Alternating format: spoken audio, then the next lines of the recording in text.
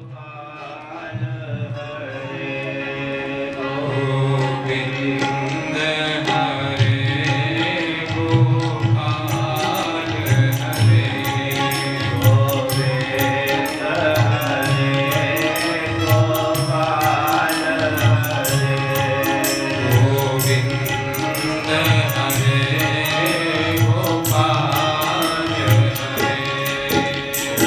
जय प्रभु जी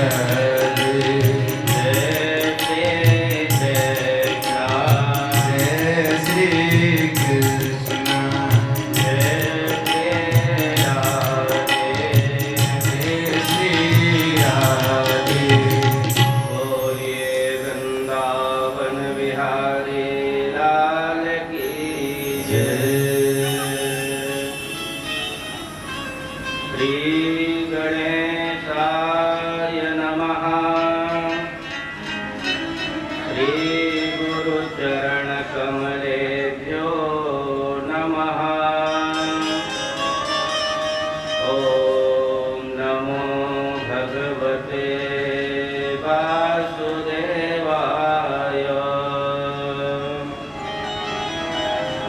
मैत्रेय उवाच मनोस्तु शतरूपायां तिस्रः कन्याश्च जगिरे। आभूतिरदेवभूतिश्च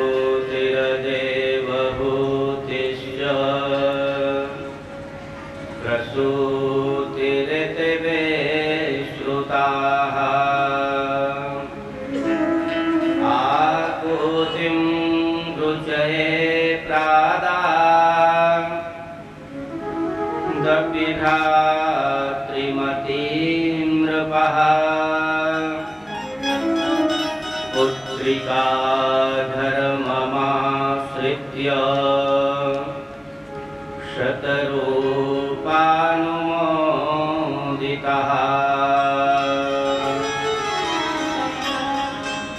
प्रेमियों, श्रीमद्भागवत सप्ताह ज्ञान यज्ञ के अंतर्गत उस पहर आप लोगों ने बड़ी पावन कपिल भगवान का चरित्र, कपिल भगवान की कथा सुनी। प्रेमियों, कपिल भगवान के आख्यान से हम और आप लोगों को एक शिक्षा प्राप्त होती है कि मानव जीवन आत्म पहचान करने के लिए प्राप्त हुआ है।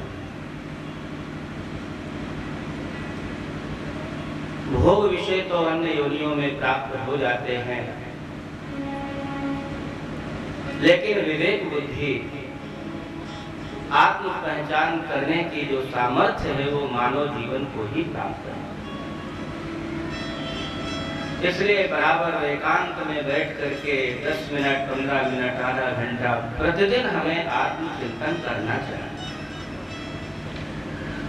भगवान ने हमें ये जीवन क्यों दिया, संसार में हम किस लिए आए हैं, हमारे क्या कर्तव्य हैं, हमें क्या करना चाहिए और हम क्या कर रहे हैं, विशेष रूप से आत्मचिंतन करने की आवश्यकता है। मैत्रेय जी ने प्रश्न किया। मैत्रेय जी ने विदुर से कहा, विदुर, मनु महाराज की मंजरी कन्या देवहूति का चरित्र तो मैंने सुना दिया। अब मनु महाराज की जो सबसे बड़ी कन्या थी, जिसका नाम आकुति था, आकुति का विवाह रुचि नाम के ऋषि से हुआ, संत से हुआ। और इस विवाह में एक शर्त रखी गई, पुत्रिका धर्म का सहारा लिया गया। कि पुत्रिका धर्म क्या है? मनु महाराज ने रुचि महाराज से कहा, मेरी कन्या की जो पहली संतान होगी वो मेरे गोत्र में शामिल हो जाएगी, मेरे गोत्र वाली मानी जाएगी। यह पुत्रिका धर्म था। आकुति का विवाह रुचि महाराज के साथ हुआ और संयोग से एक कन्या और एक बालक दोनों एक साथ पैदा हुए। प्रेमियों, जो बालक के रूप में आए साक्षात यज्ञ भगवान थे, और जो कन्या के रूप में आई ये साक्षात दक्षिणा। पुत्रिका धर्म के अनुसार यज्ञ भगवान तो अपने नाना के यहाँ आ गए, मनु महाराज के यहाँ, और कन्या दक्षिणा रुचि महाराज के यहाँ रह गई।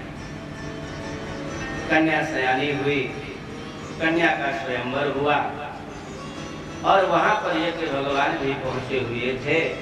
कन्या दक्षिणा ने यज्ञ भगवान को अपने पति रूप में स्वीकार कर लिया। प्रेमियों, इस कथा के कहने का तात्पर्य क्या है? प्रेमियों, ये यज्ञ जो है बिना दक्षिणा के अधूरा होता है। यज्ञ का विवाह दक्षिणा से हुआ क्यों? क्योंकि यज्ञ तब तक पूरा नहीं होता जब तक उस यज्ञ में दक्षिणा ना दी जाए। छोटा से छोटा आप काम करें, उसमें दक्षिणा जरूर देनी चाहिए। किसी ब्राह्मण को बुला करके आप भोजन करावें, 100 रुपया, 200 रुपया, 500 रुपया का उसका भोजन करा दे उसको, और अगर बाद में 2, 4, 10 रुपया उसको दक्षिणा ना दें, तो भोजन कराने का जो आपका यज्ञ है वो निरर्थक हो जाता है। इसलिए दक्षिणा का बहुत बड़ा महत्व है। दक्षिणा अवश्य देनी चाहिए, भले ही अपने सामर्थ्य के अनुसार, जितना अपना सामर्थ्य हो उतना करें, लेकिन करना अवश्य है। और जिस समय दक्षिणा दी जाती है, तोषा प्रतोषा संतोषो भद्रः शांति निडस्पति, जीवन में बड़ा संतोष मिलता है। दक्षिणा देने के पश्चात यज्ञ की पूर्ति होती है और तोष प्रतोष आदि संतोष आदि पुत्र उत्पन्न होते हैं। विदुर जी ने पूछ लिया, महाराज एक बात समझ में नहीं आई, एक एक देवता को बुलाने के लिए बड़े बड़े वेद मंत्रों का सहारा लेना पड़ता है, और हमने ये सुना है अत्रि और अनसुईया के यहाँ तीनों देवता पुत्र बनकर के आए। महाराज ये बड़ी विलक्षण बात लग रही है, एक एक देवता को बुलाना इतना कठिन, और ये तीनों देवता पुत्र बनकर अत्रि अनसुईया के यहाँ कैसे आए? कृपा करके ये कथा बताइए। मैत्रेय जी ने कहा, सुनो। ब्रह्मणानोदितः श्रेष्ठा वत्रिर्ब्रह्मविदाम्बरः सह पत्न्या वृक्षं कुलाद्रिं तपसे स्थितः। प्रेमियों, जिस समय ब्रह्मा जी ने अत्रि महाराज को उत्पन्न किया, उनका विवाह अनसुईया के साथ हुआ। दोनों ब्रह्मा जी की आज्ञा से तपस्या करने के लिए कुलाद्रि पर्वत में गए। हाथ में जल लेकर के संकल्प किया, जो जगत का ईश्वर हो, हम उसकी शरण में हैं, आकर के हमारी मनोकामना पूर्ण करे। ऐसा संकल्प लेकर दोनों दंपति तपस्या करने लगे। जिस समय इनकी तपस्या चरम सीमा पर पहुंची, तीनों देवता ब्रह्मा विष्णु महेश कुलाद्रि पर्वत में पहुंच गए। बरम ब्रोही, मान लो ऋषिवर क्या चाहते। अत्रि महाराज ने अपने नेत्रों को खोल करके देखा, चरणों में दंडवत प्रणाम किया और प्रणाम करके पूछ लिया, अरे महाराज, हमने तो एक देवता को बुलाया था, आप तीनों कैसे आ गए? भगवान ने कहा, ऋषिवर, तुम्हारा संकल्प बड़ा भुलमुल था, स्पष्ट नहीं था कि तुम किसे बुलाना चाहते हो, क्या करना चाहते हो। तुम्हारा संकल्प स्पष्ट नहीं था। तुमने संकल्प लिया, जो जगत का ईश्वर हो, हम उसकी शरण में हैं।